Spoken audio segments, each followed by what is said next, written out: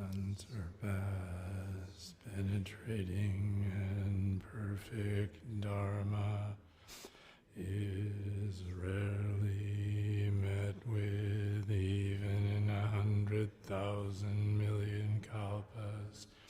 Having it to see and listen to remember and accept, I vow to taste the truth of the Tathagata's words.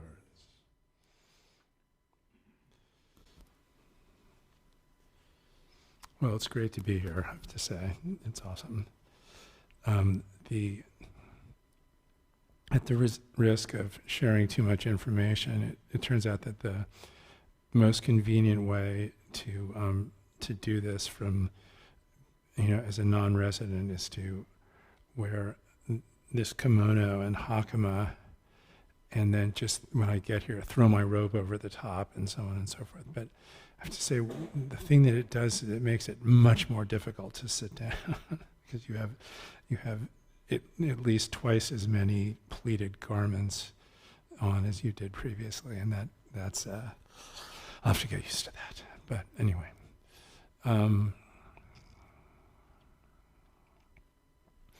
so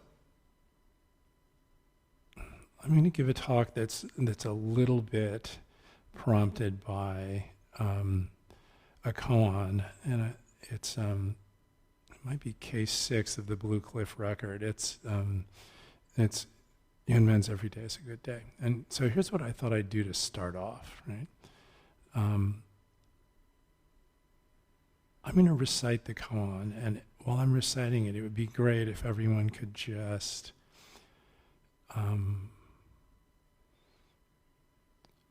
sit quietly and feel what happens as I recite it. And the good news is that it's incredibly short, so you don't have to spend too much time doing that. And then if you want, when I'm done, you can, it would be great if you could, if at least a few of you could speak up and give your impressions. And if there are people out in the world online that raise their Zoom hand, maybe we can do that too. And then we'll move on from there. So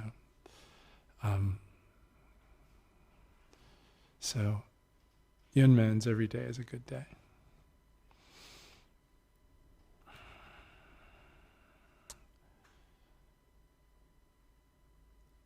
Yúnmén was addressing the assembly, and he says, I'm not talking about before the 15th day. Tell me something about after the 15th day. And as usual with Yúnmén, nobody could answer. So he responded on their behalf, and he said, every day is a good day. So let me say that again. Yúnmén says, I'm not talking about before the 15th day. Tell me something about after the 15th day. And then in the end, he answers on their behalf. He says, every day is a good day. And if whatever comes up for you is just, I have no clue what he's talking about, and that's fine too. So any responses to that? Any thoughts?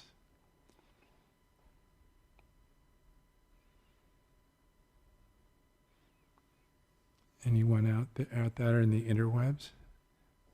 Go ahead. I get the separating of a day out of all the days is like separating a self out of all being. Very good. Yeah, it's that you've set up my talk perfectly. Yes. Who else?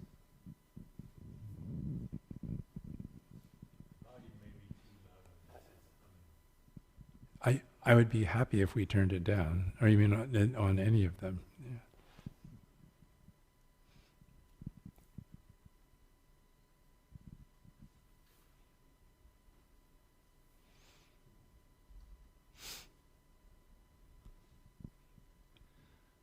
Well, it really makes me think I've had some really bad days in my life, and so it raises this question for me about what were those days.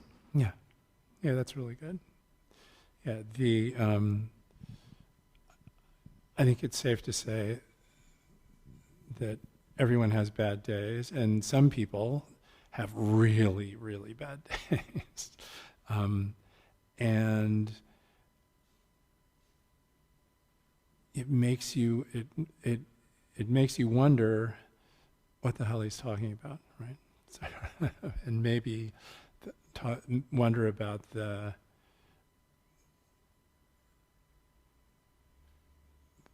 there's the bad days. Some of them are really obvious, and then there's this middle ground where it becomes murkier, right? What's going on there, and what do you call it, right? So yeah, absolutely. Anyone else?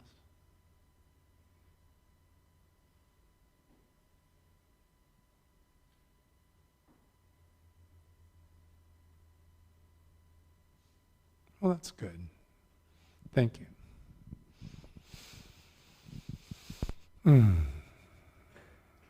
So it's worth noting that when Yúnmén says the 15th day, I think he's talking about a lunar calendar in which the 15th day is the full moon. Right? And so if you think about it that way, then at least conceptually, he might be referring to awakening, right? So maybe he's saying, I'm not talking about before the day you wake up. Tell me something about after the day you wake up. And then afterwards he says, every day is a good day. Or maybe he's not doing that. It's possible that both are true, right? It's like you said as well. It's like he's saying separating out this one day from everything has a certain problematic quality, right? I mean, and you will not be surprised to hear that the reason I decided to give this talk this week is that we've just enacted the biggest 15th day of the whole Western calendar. What is it?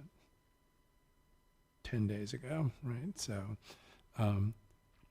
people make a really big deal out of it, and they do a lot of thinking about before New Year's and after New Year's.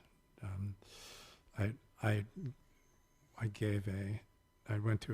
presided at a memorial service last Saturday, which was kind of wonderful. And afterwards there was a reception, and there was a tremendous amount of talk among people who had decided that they were gonna stay sober for the month of January, and then here they were in this really emotionally charged environment, and really felt like they wanted a glass of wine. So, anyway.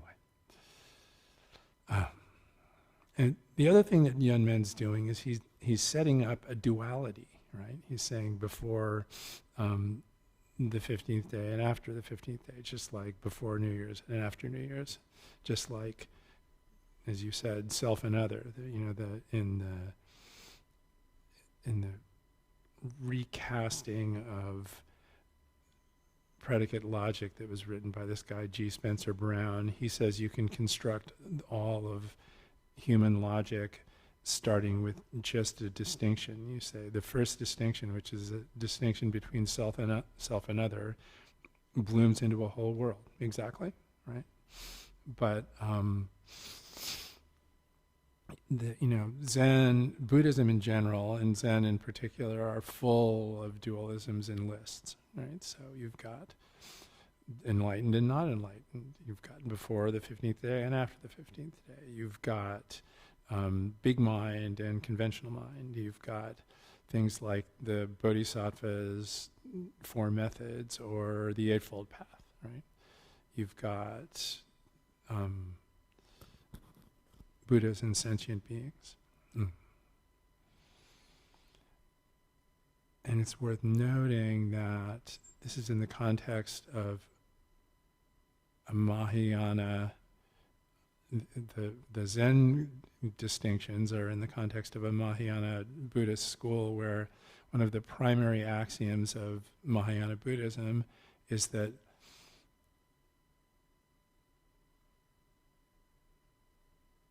all of those dualities, lists, distinctions, categories, and so on, experiential categories, are empty, right? Which means that they're not true, right? Fundamentally, from a logical perspective, it means they're not true, which is sobering, and it would be more sobering if we didn't chant it nearly every day, but it's still sobering.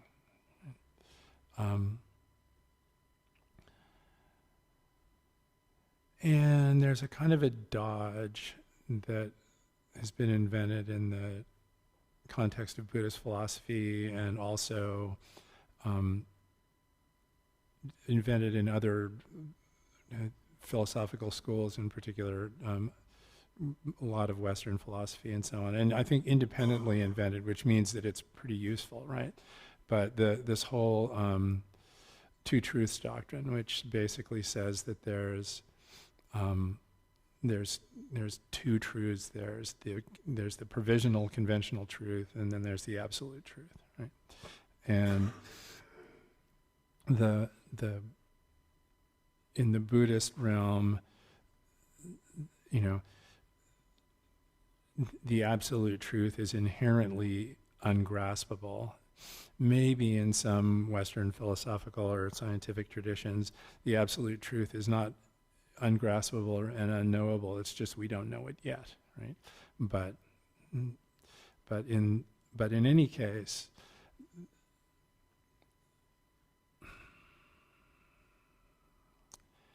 it's a mistake to think that in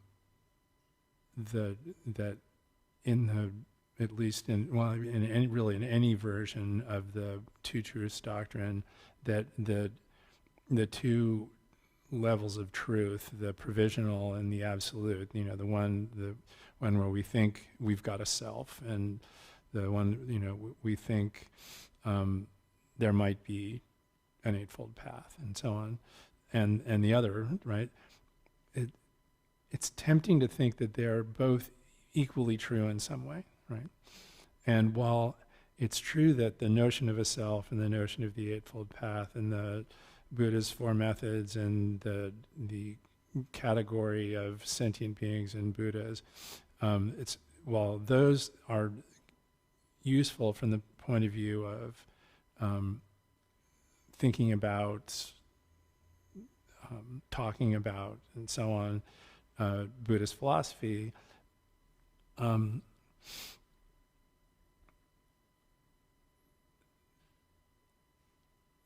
the horrible truth about it, with a capital H, capital T, is that truth from the point of view of the provisional is not true. and how could it be otherwise, right? How could a human mind? I mean, Dogen says this, but it's obvious, right? How could a human mind really grasp the actual truth about the self, the world, the relationship between the self and the world, etc., right? We live in this world where we build a model of the self and a model of the world that are based on incredibly scanty information and a desire for everything to kind of work out okay for us, right? And then we animate them in the world, and they kind of works okay, but it's it's fundamentally delusion that any of that stuff is true at all, right? It's just our best effort in the moment, and good for us, but it's still not true.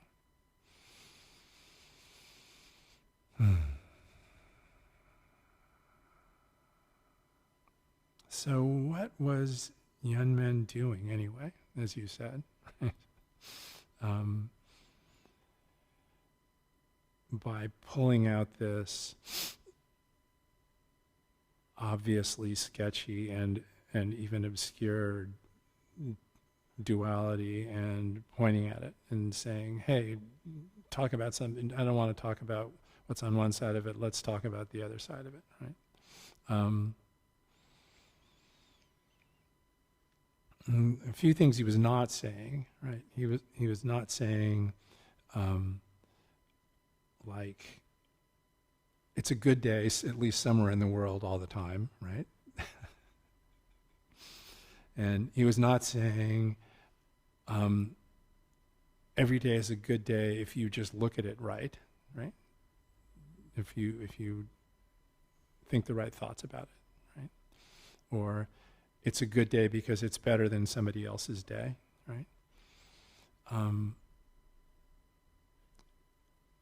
And he was not saying, especially not saying, if you pull in the whole metaphor for awakening thing, he was especially not saying it's a good day after you wake up, and it's a bad day, previously, right?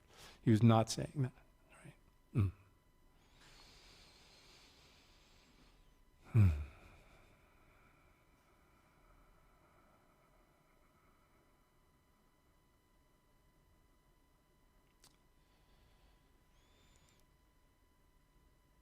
So what was he saying? He's pointing at the practice and the mind that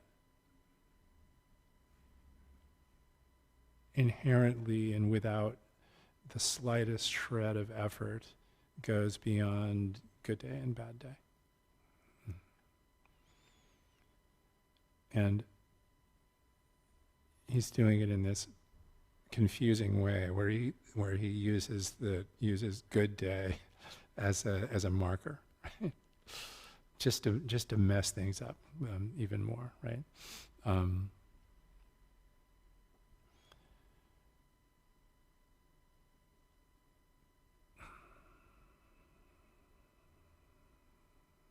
And this is called falling into the secondary in order to teach people, basically. That's what, if you read the commentary on pretty much the whole Blue Cliff record, they use that a lot, right? And it's a recognition that,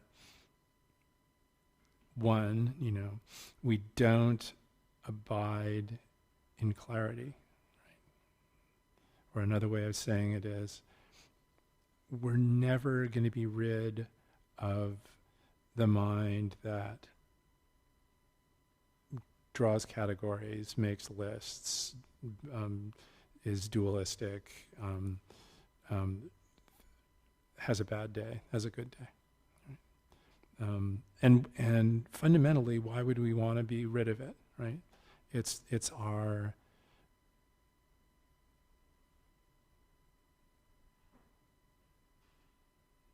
tremendously useful, richly rewarding and incredibly complicated gift, and it's also not paradoxically, but at least somewhat annoyingly, the source of all our suffering. I mean, without it, how could you make poetry, right? Without it, how could you really do anything?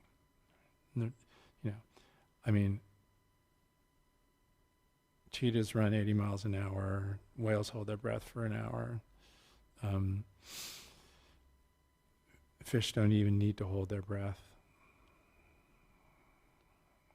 Birds can fly. So great. But we've got categories. and a few other things. Right? So why would we want to get rid of it, right?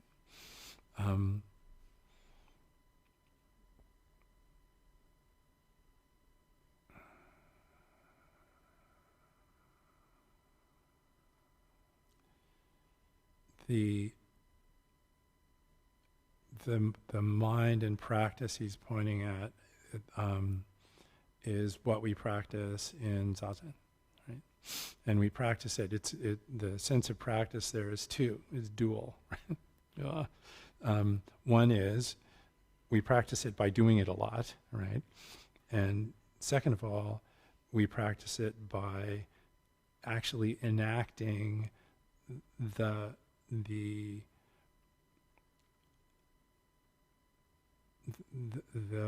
opening to this mind that isn't really all that concerned with categories, right? And that isn't bound up with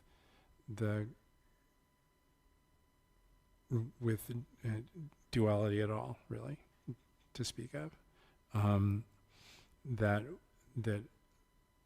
simultaneously cohabits with our everyday cognition and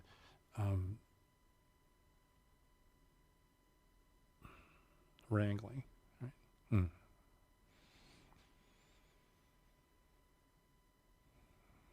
When Dogen says, there's no distinction between practice and realization, that's what he's saying, right? He's saying that this practice, this thing that we do when we're sitting and that we hopefully do also when we're standing and walking and lying down, and hopefully all the rest of the time except when we're in a, utterly dreamless sleep, right? In which case it's not an issue.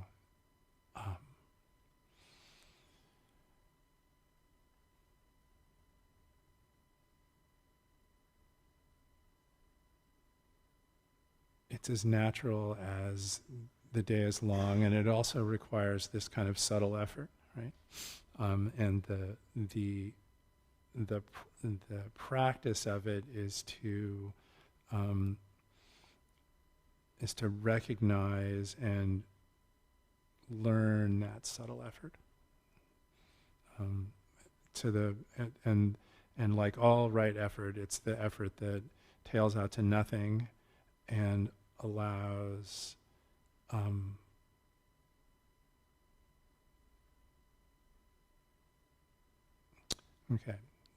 this.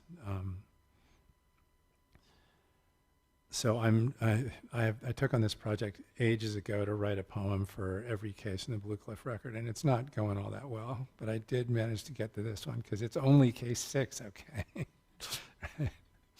And the poem I wrote for this is, it's very short. It's actually a monoku, which means that it's a single line that has the right number of syllables for a haiku in it. So, and it's something like, generous moon, just a day past full.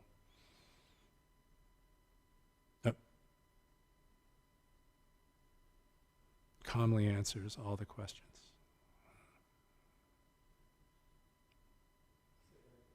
Yeah, generous moon, just a day past full, calmly answers all the questions.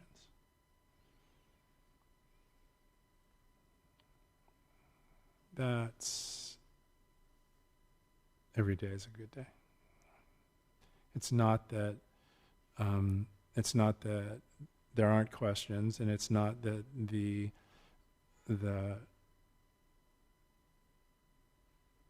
mind, if you want conventional mind, everyday mind, doesn't cook up difficulties galore, right? But the moon answers all the questions. Without, experientially, the answer just bubbles up, right? It's okay. So,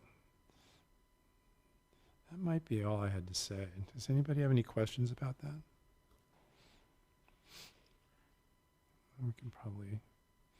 I actually have one other thing to say, but I'll say it afterwards. Does anyone have any questions?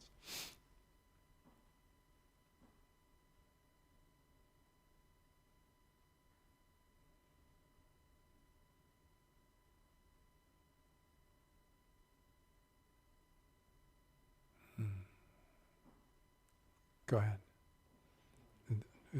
I think he'll bring you the mic.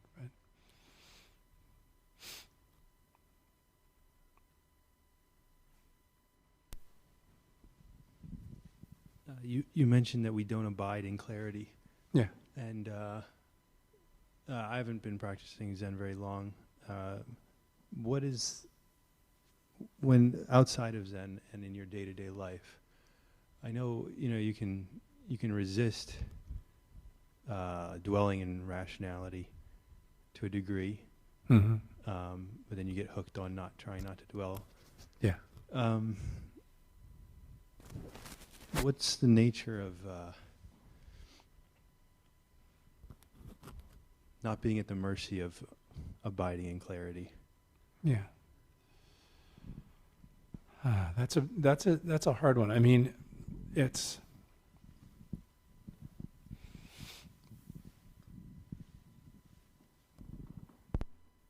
so I'll tell you a story about that. So a few years ago, actually maybe more than a few years ago now, I was invited to come down and sit the Rohatsu end of year sesshin at Tassajara by my incredibly generous teacher, Paul Haller. And I went down and I had this marvelous set of experiences. I was swallowed by a giant fish. It was really a sort of energetic and marvelous experience, right? And then, and I would say some things became clear, right? In this moment, right? And then a year later, I was invited to do the same thing, and I was down there, and it was kind of great, and I was enjoying it, and I realized that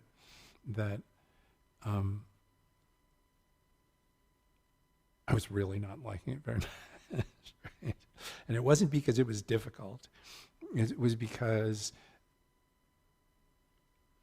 it was different, and I'd idealized this moment, this collection of moments that were by that point now a barrier to further practicing. Right? Amazing. How does that even work? I mean, it's the thing that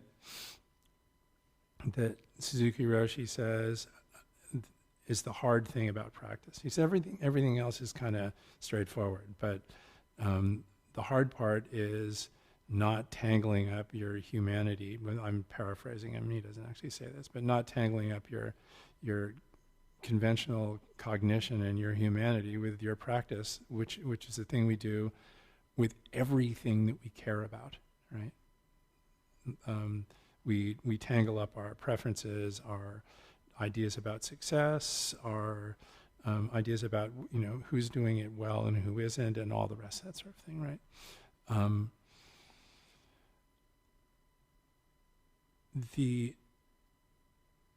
The request is not to struggle with it and not to try and abolish it, because that's just like trying to become not a human being, right?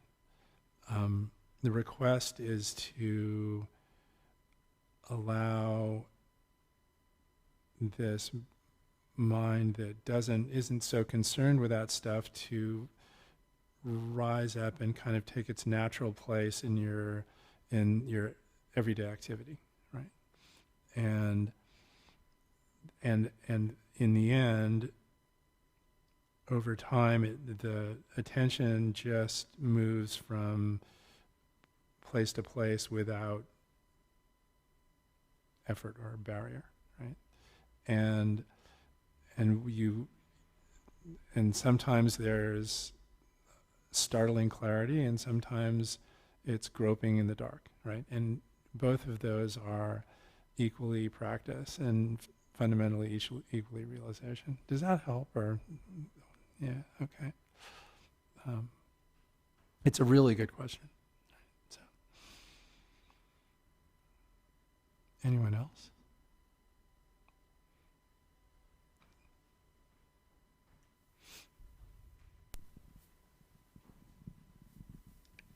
Thanks for your talk, Zach. Hmm. I think your answer to the first question sort of helped me, sort of may have answered a little bit of my question too. I just have trouble with the words true and false as you use them. Sometimes I think, if you say none of this is true, then I have to say that's false.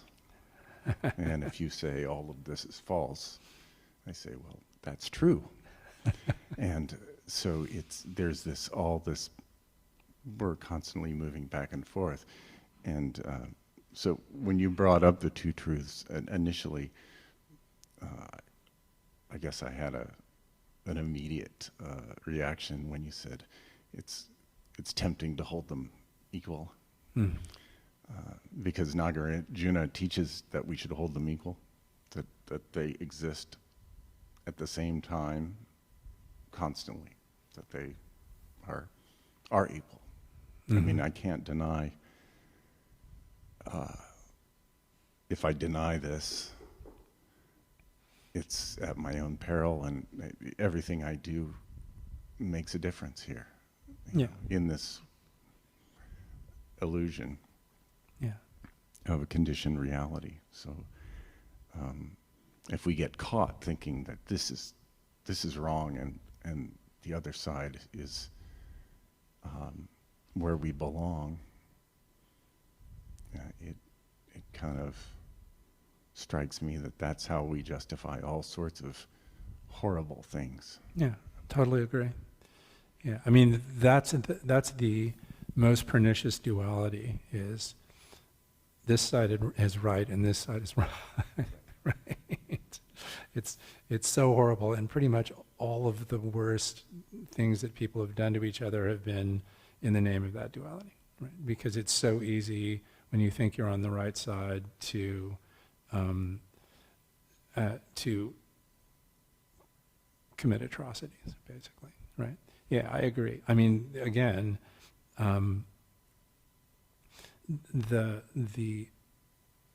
injunction in Mahayana Buddhism about no eyes, no ears, no nose, no tongue, no body, etc., no Four Noble Truths, no Eightfold Path, no 12-fold chain of causation, etc., right, is there mostly to act as a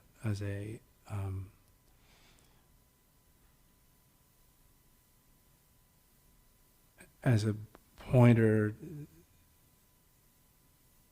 to the fact that that delusions are inexhaustible, right? Basically, and it's not because of some failing, because of some human failing. It's just that the whole truth is ungraspable, invisible, and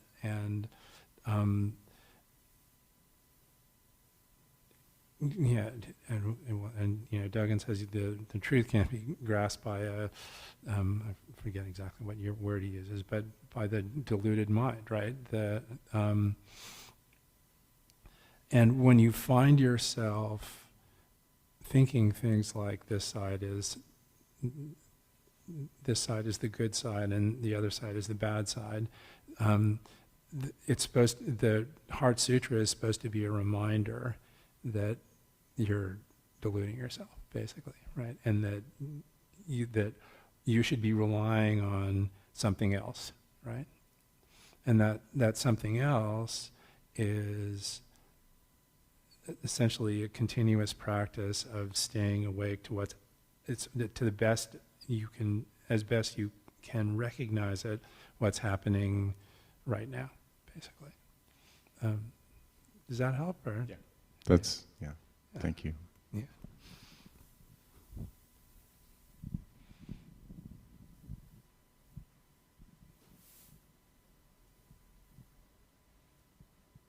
Anyone else?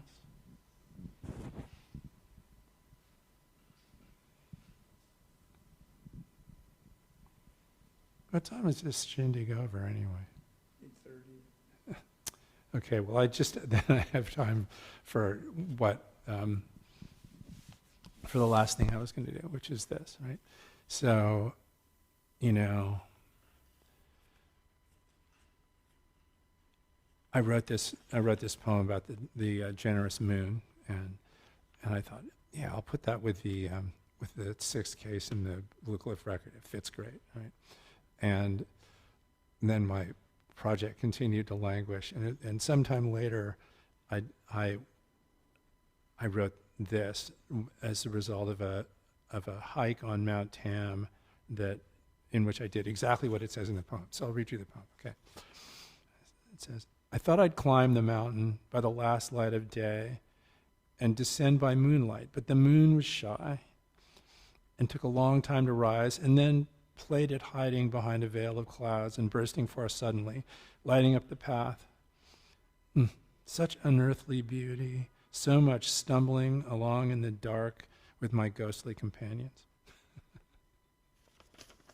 So, thank you.